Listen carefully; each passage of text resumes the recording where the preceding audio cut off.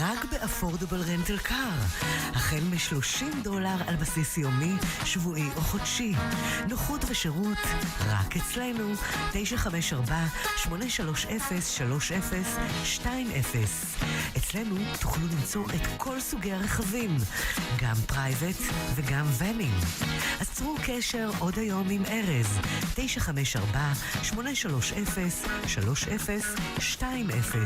מחירים מיוחדים למאזיני הרדיו הישראלי. אם הייתי יכולה לצאת מהראש שלי, ללכת ולמכור בשוק. אוקיי, אתם על הרדיו הישראלי, 107.1 FM, 99.9 HD4, 107.1, 99.9 HD4. This is the AI show. How are you, Gila? So fabulous. Today's really a special segment, so I'm really excited to be here today, as always, but today's special. Okay, good. So what we're going to talk about today? What is the menu for today? The menu for today. So today we have two very special guests. We have Amy Yamada and Ken Dro. Hopefully, I believe that a bunch of our listeners probably know them already, but in case they don't, I'm really excited to bring Amy and Ken on today because we've talked a little bit about GEO before, generative engine optimization on the show, but today we're going to go deeper. Amy and Ken are incredible. They know this space. I've learned a tremendous amount for them, and very few people are talking about GEO with the level of expertise and knowledge as the two of them have. So I'm really excited to have you both here. Good afternoon to Amy and Ken, correct? Yes, thank you very much. Yeah, thank you. Okay, Gila, your microphone. You can do whatever you want to do. Thank you. That's not new. Thank you so much. So Amy and Ken, as I mentioned, I've learned a lot from you. I love being in the rooms with you. You're really incredible. You've taught a tremendous amount. You do so much with this. I know your background came, Amy especially, from really teaching people how to message and learn how to market, and I think that's particularly important in what we're doing with GEO. But I would love for each of you to just introduce yourselves, and then we'll just get going with the conversation. Yeah, thank you again for having us. This is such a fun conversation to be focusing on these days with everything that has been shifting. And what I wanted to share is with my background, this has been like a full circle moment because I worked in the radio industry for a number of years before I became an entrepreneur. So it's fun to be with you on this radio show. And what we've really been focusing on, especially ever since ChatGPT came out, is how we can integrate AI into our businesses, as entrepreneurs, as business owners. And then in the last handful of months or so, we've focused on GEO and AI discoverability and visibility. So Ken, have you share a little bit about that? Yeah, I got started with AI right after ChatGPT came out. I remember seeing it and kind of recognizing that this was going to change everything. Mm-hmm. So I made a big pivot in my own business and said, this is really where the future is headed. So we need to figure out what this is. And I've been working with AI ever since. And I think anybody who's been playing around with AI or using it in their business has probably had the same experience of every day is the biggest day in the history of AI. There's something changing. There's new models. There's different tools. There's all sorts of stuff you can play with. And we can get lost in this abyss of opportunity. And it's just important to kind of figure out how it can work for you and to use those tools that can keep you sane and not get too distracted by all the shiny objects, because there's a lot of shiny objects here now. Absolutely, there really are. And it's interesting when I think back and I reflect back. Shockingly, I also got into AI pretty quickly after the democratization, thanks to ChatGPT. Initially, I was thinking, oh, not for me, because I'm so not techie. Now I tell people, if you can text, you can use AI.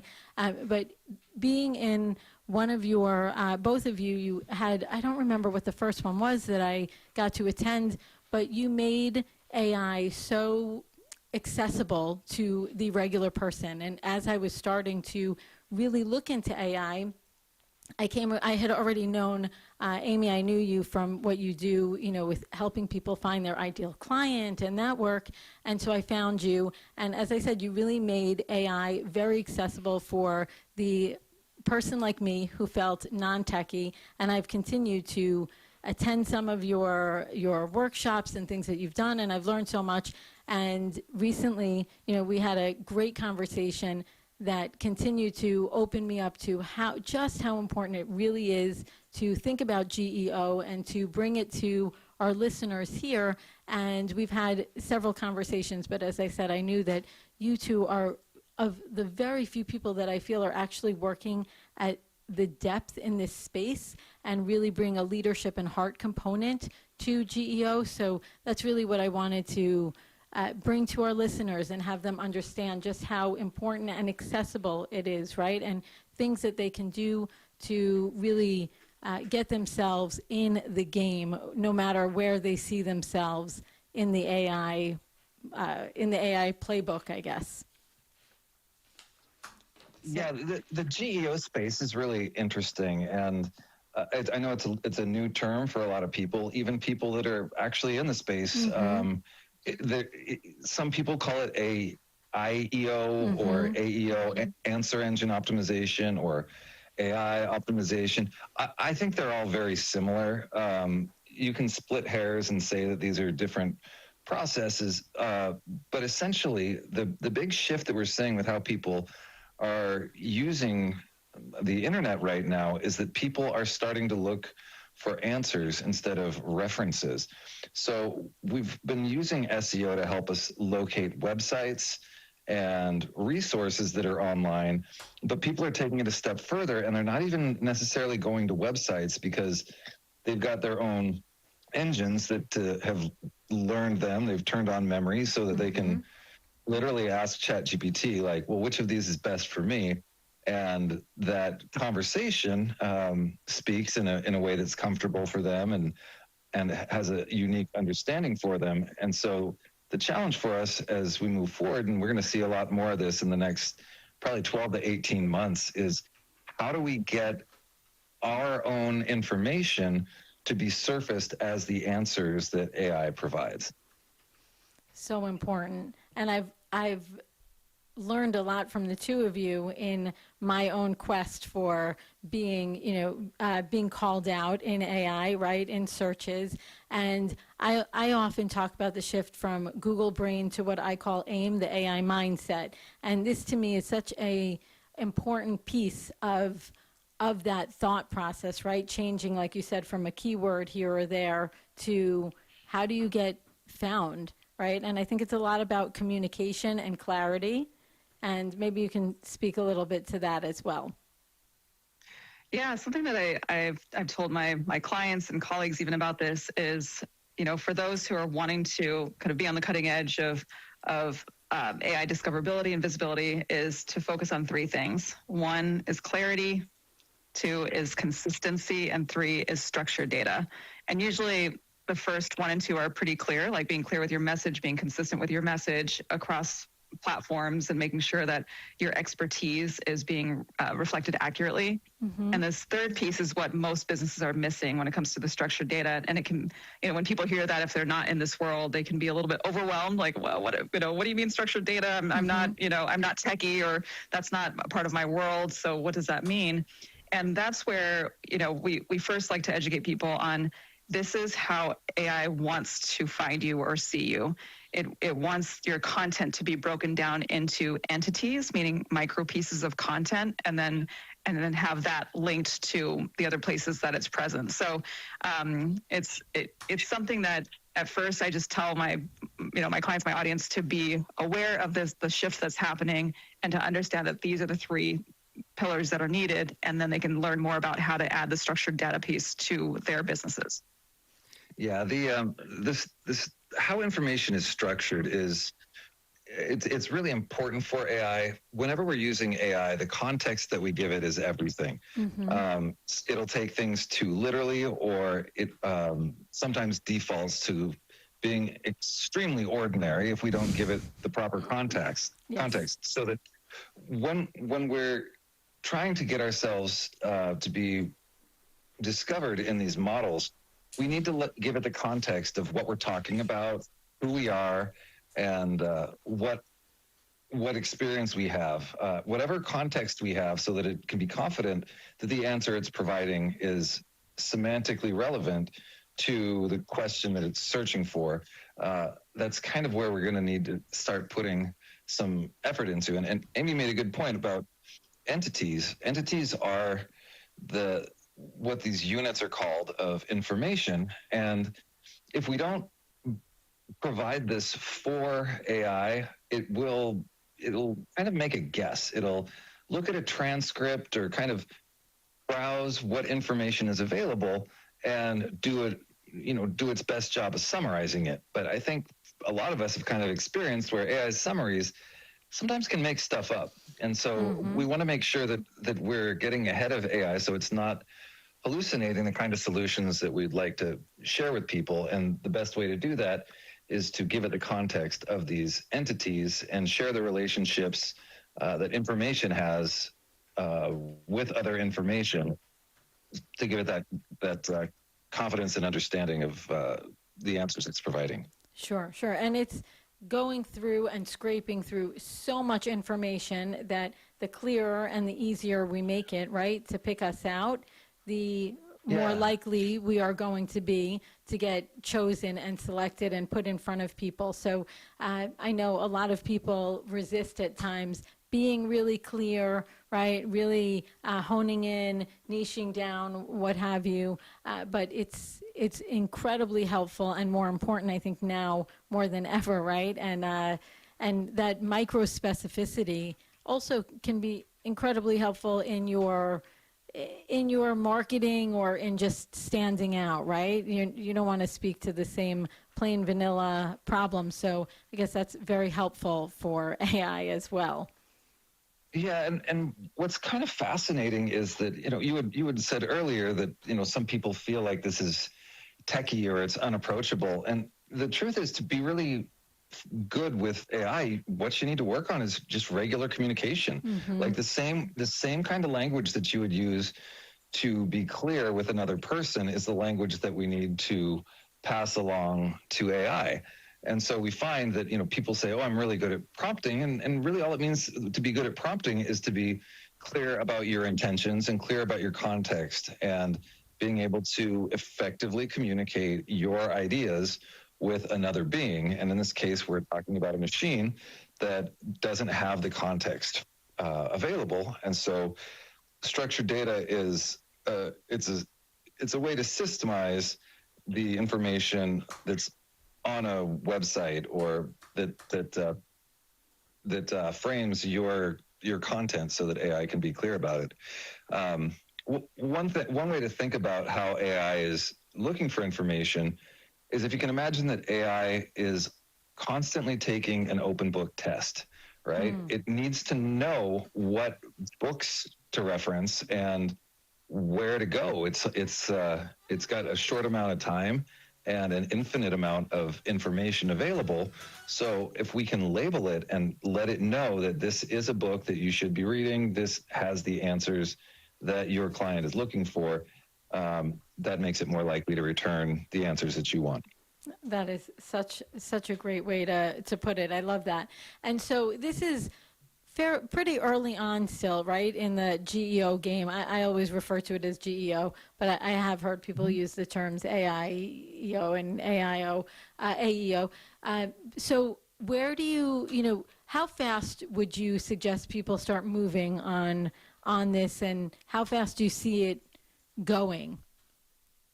I mean, I'm trying to tell as many of my entrepreneurial friends and clients about this as possible, because we are in one of those early adopter windows that is pretty rare. We often talk about the last time there was something as significant as this when it comes to businesses and entrepreneurs is when we went from the yellow pages to websites and the internet.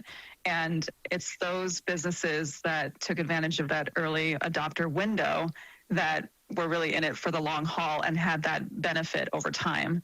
So I'd say the first step is just to be aware of it, be aware that this shift is already happening. And I can't speak for all industries, but I know a lot of industries' websites are like the traffic is already going down because more people are going to these AI models to get answers and solutions and have conversations versus going to Google or going to these websites.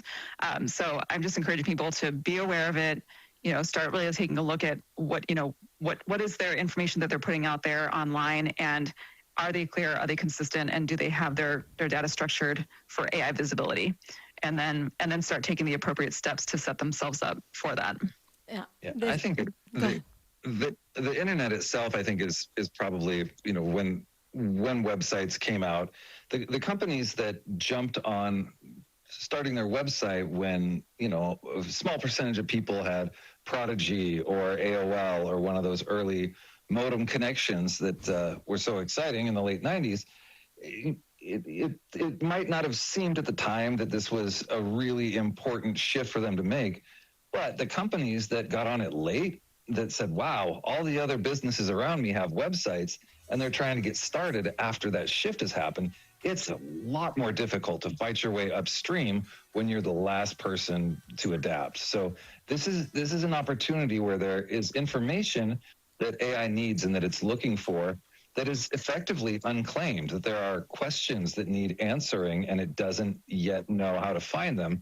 And once you establish that you are the answer for the questions that it's trying to solve, then it's going to be a lot more difficult for other people to take it away now that you've established that niche of the domain. Exactly. That's why I'm so excited about this particular topic. I mean, I've said many times, this is the worst AI is going to get. I'm not the only person saying that, I know, but it's true. And this is a moment that really is so, so important. So it's really exciting to me to bring this awareness to people who understand that this is that early adopter window and there is going to be an amazing compound effect. So I so appreciate the work that you two do. I appreciate being in rooms with you and all I've gotten out of it. And I'm really glad that I was able to bring you here to let our listeners know, because it is such an important moment in time.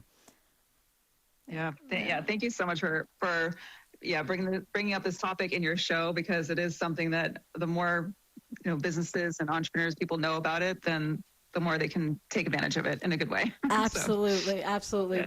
This is the moment. So I know the two of you are very diligently putting in place what it is you do, so I'm very confident that people will be able to find you. But of course, I am sharing your information as well, so they will find you on the internet. You do amazing work. I've learned so much, and I really appreciate you both tremendously, and always look forward to being to more opportunities to be in the rooms and hearing the things that you're doing. One of my favorite tools, actually, I still love, is the Roscoe GPT that you created, that I have gotten so much out of. So thank you for that as well. And any last, final thoughts you want to share with our listeners before we close out for today? One of my favorite things that we share with people is that we like to think that AI actually secretly stands for Ask It. So if ever someone feels overwhelmed with how AI is moving so quickly and they have questions or they don't know how to do something, just ask it. I mean, even if I know we said that prompting is just communication, but if people are not great with communication, then you can ask it to say, here's my desired outcome. Could you create a prompt for me that I can give back to you? That will help me get my desired outcome. So just use it, ask it, and let it help you with whatever it is that you're working on. Thank you. Yes, that's one of my favorites. I use that all the time, and we talk about that here on the show, is just ask, like you said, ask AI to help you work with it. And it's a really powerful way to go about it and to learn what's happening. Ken, any final thoughts from you? Oh, I just want to say thank you. It's always nice to chat with you, and I appreciate you bringing up this topic. It's going to be an exciting year as this starts to unfold, and I really appreciate your listeners for being kind of along for this ride. AI has been it's always challenging, and I know sometimes we get We feel like we're a little over our head, but it's an exciting time right now. So thank you. It really is. It really is. Thank you both so much for being here. Really appreciate it. And very much looking forward. Nissan, anything from you? Well, fine. I'm fine. Everything's Okay, fine. I was listening a lot. Great. Until next week, then, we will see you all back here. Thank you so much. Amy and Ken, thank you again. Thank you very much. You can Thank you. find it. Yeah, thank you both. Be well. Have a nice weekend. Okay, take care. אוקיי, אתם מאזינים לרדיו הישראלי 107.1 FM, 99.9, ליסה וקן היו פה. גילה ליה דאטו, thank you very much. Thank you. And שבת שלום, have a nice weekend. Shabbat shalom. ביי ביי. חזרנו למוזיקה.